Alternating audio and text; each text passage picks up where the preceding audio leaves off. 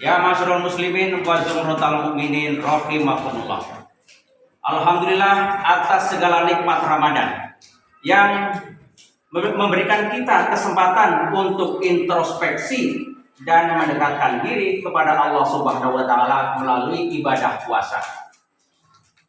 Hari ini dengan rasa syukur kita merayakan Idul Fitri dengan segala keberhasilan kita melalui amaliyah Ramadan yang penuh hikmah itu.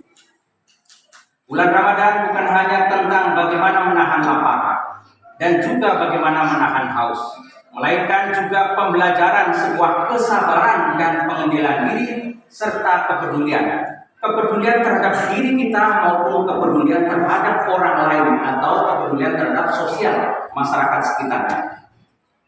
Kita mohon agar Allah Subhanahu wa taala menerima ibadah kita dan mengampuni dosa-dosa kita. Selanjutnya, kini adalah waktu untuk merenungkan perjalanan spiritual selama Ramadan dan merencanakan untuk mempertahankan semangat dan kebaikan serta meningkatkan keimanan. Masyarul muslimin rahimakumullah. Ibadah dalam Islam bertujuan untuk mendekatkan manusia kepada Allah Subhanahu wa taala, membersihkan hati dan membentuk karakter positif. Ritual seperti sholat, zakat, dan sedekah berperan dalam pembinaan kesalehan dan juga pembentukan kepribadian dalam kerangka iman. Jadi kesalehan dalam konteks ini adalah ada kesalehan sosial dan kesalehan spiritual. Maksudnya kesalehan sosial adalah soleh kita, kebaikan kita kepada tetangga, kepada masyarakat, kepada negara. Itu adalah wujud dari kesalehan sosial. Ketika ada orang kekurangan, kita bantu. Karena kita sudah dilatih sedekah kemarin-kemarin. Sudah kita dilatih untuk zakat. Itu adalah bentuk dari kesalehan sosial, peduli kepada masyarakat yang kekurangan, yang kesulitan dan sebagainya. Dan kesalehan spiritual adalah kesalehan ibadah kita mengabdi kepada Allah Subhanahu wa taala. Kita sudah dilatih untuk melakukan sholat tarawih, sholat lail, baca Quran dan sebagainya. Bukan hanya menahan hawa nafsu, tapi juga menahan pandangan kita, tutur kata kita, dan menjaga telinga kita. Jadi kesalehan spiritual dan kesalehan sosial seharusnya menjadi buah dari Ramadan kita. Dan puasa para hadirin semuanya adalah salah satu ibadah yang paling mencolok mempengaruhi penyucian dan perbaikan diri seorang muslim. Ramadan memberikan kesempatan untuk introspeksi, untuk memperbaiki akhlak dan membangkitkan sisi spiritual. Rasulullah SAW menggambarkan berkah Ramadan sebagai waktu penuh keberkahan, di mana pintu surga dibuka, pintu neraka ditutup, dan setan-setan dibelenggu. Ini artinya adalah ruang bagi kita untuk meningkatkan kebaikan dan meningkatkan amal. Pintu surga dibuka semua-semua, kita akan mendapatkan rahmat. Dan setan dibelenggu artinya memang Allah menjaga diri kita karena kita sudah niat puasa agar menjaga semua yang dilarang dan melakukan kegiatan-kegiatan yang dilarang. Masyarul muslimin rahimakumullah. Ramadan mengajarkan pentingnya takwa yang merupakan kesadaran akan pengawasan Allah dan memerlukan pembaruan yang terus-menerus. Takwa tercermin dalam meningkatkan kemungkaran dan meninggalkan kemungkaran dan mematuhi perintah Allah. Meskipun menjalankan puasa dan rutinitas ibadah selama Ramadan, seorang masih memerlukan takwa untuk menghindari dosa dan kefasikan. Selanjutnya, orang-orang yang tidak memahami hakikat takwa mungkin terjebak dalam dosa dan kesalahan. Dikiranya puasa itu adalah pekerjaan yang sekali dilakukan selesai, selanjutnya tidak ada perbaikan. Padahal bulan ini adalah bulan Syawal. Setelah puasa kan ada Syawal. Syawal itu artinya apa? Syawal itu artinya peningkatan. Jadi peningkatan terhadap latihan atau terhadap sekolah ibadah kita selama 1 bulan kemarin. Jadi kalau misalnya kita tidak ada peningkatan, maka ibarat sekolah itu nggak lulus-lulus. Itulah ibaratnya. Jadi mudah-mudahan dalam konteks peningkatan amal setelah Ramadan, kita akan menjadi lulus dan ada peningkatan selangkah demi selangkah setelah Ramadan. Jadi pendidikan Ramadan sesungguhnya adalah pembinaannya tidak dapat dicapai secara spontan, tapi pelan-pelan. Makanya ada latihan sebulan.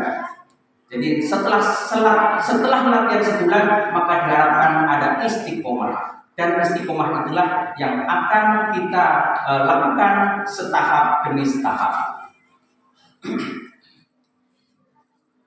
Masyaallah muslimin rahimakumullah. Selanjutnya dalam rangka menjadikan Ramadan sebagai sekolah kehidupan yang abadi, membekali diri kita hidup sepanjang tahun dengan bekal ketakwaan, maka saat inilah kita harus memanen apa yang telah kita tanam di bulan Ramadan.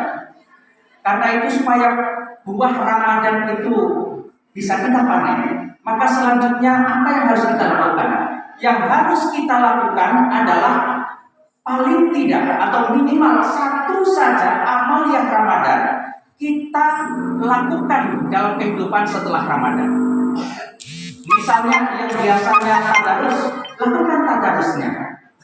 Amalan ibadah puasa itu kan banyak sekali, mulai dari tarawih, tadarus, menahan mata, telinga, dan sebagainya. Setidaknya satu saja dari sejumlah amalan itu kalau kita lakukan secara istiqomah, maka itulah buah dari Ramadan. Jadi jika kita kemarin berhasil menahan lidah dan omongan yang tidak berguna, maka tidak ada salahnya jika kita dalam kehidupan itu juga melanjutkan menahan lidah dan omongannya, tidak ikut-ikutan melakukan atau menyebar gosip atau hoax dan sebagainya, ngomong ke tetangga, ngomongin orang lain dan sebagainya. Itu adalah kalau bisa dilakukan, itu adalah buah dari dari puasa kita. Dan jika kita kemarin berhasil merutinkan membaca Al-Quran, maka cukuplah kiranya satu amalan itu saja yang kita jadikan bekal untuk diistiqomahkan pada bulan-bulan berikutnya. Jadi tinggal pilih, menjaga lisannya, menjaga matanya, menjaga telinganya, atau melakukan amalan-amalan minimal satu. Jadi sedikit itu tapi dirutinkan, itu akan lebih baik daripada tidak melakukan apa-apa. Masyaallah muslimin rahimakumullah. Ketakwaan itu dibutuhkan kontinuitas. Jadi apa yang saya katakan tadi membutuhkan keberlanjutan terus-menerus. Ya sedikit-sedikit lama-lama akan menjadi rutin. Dan ketakwaan itu adanya ada di dalam hati. Sesuatu yang sudah menyatu dalam hati pasti karena sudah dijadikan sebagai kebiasaan maka akan berbuah juga. Amalan yang sudah dibiasakan akan menjadi amalan yang kita cintai, dan saat itulah amalan kita menjadi pelindung diri dari hal-hal yang merusak kita. Dan saat itu pula amalan kita menjadi ketakwaan sejati. Masyaallah muslimin rahimakumullah. Sebagai ikhtisar dari semua yang saya sampaikan tadi, maka kita dapat mengambil sebuah pelajaran bahwa jika kita tidak mampu melanggengkan semua amalan-amalan ibadah puasa untuk dilakukan di bulan-bulan berikutnya, bulan Syawal dan seterusnya, maka cukuplah kita melanjutkan keberhasilan kita dalam meninggalkan hal-hal yang telah berhasil kita tinggalkan selama puasa.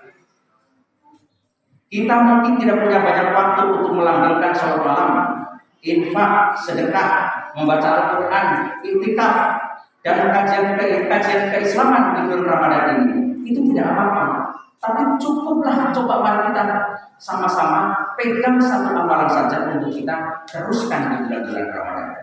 Semoga dengan demikian Ramadan berhasil membentuk karakter kita, membentuk akhlak kita, amalan yang telah kita lakukan secara istiqomah yang menjadi akhlak kita sehari-hari. Hanya dengan akhlak yang baiklah kita bisa mencapai derajat orang-orang yang berpuasa dan berqiyamul lail di bulan Ramadan, sebagaimana bunyi hadis yang telah kami bacakan pada awal khutbah ini. Semoga kita semua dimudahkan oleh Allah Subhanahu wa taala dalam mengabadikan keberhasilan tersebut di bulan-bulan berikutnya ini. Saat ini kita juga memohon bersama-sama kepada Allah Subhanahu wa taala Semoga seluruh amalan kita di bulan Ramadan diterima oleh Allah Subhanahu wa taala dan seluruh dosa-dosa kesalahan kita diampuni, dihapuskan dan diganti dengan kebaikan-kebaikannya. Allahumma amin. Dan kita menjadi orang-orang yang fitri, orang-orang yang cenderung pada kebenaran, orang-orang yang suci karena bebas dari dosa, sudah diampuni. Ja'alallahu wa iyyakum minal a'idina wal faizin wal maqbulin. Kullu 'amin wa antum bi khairin. Amin ya rabbal alamin. Bismillahirrahmanirrahim. Wa sari'u ila maghfiratin min rabbikum wa jannatin 'arduha as-samawati wal ardh. U'iddat lil muttaqin. Wa qul wa anta khairur rahimin. Allahumma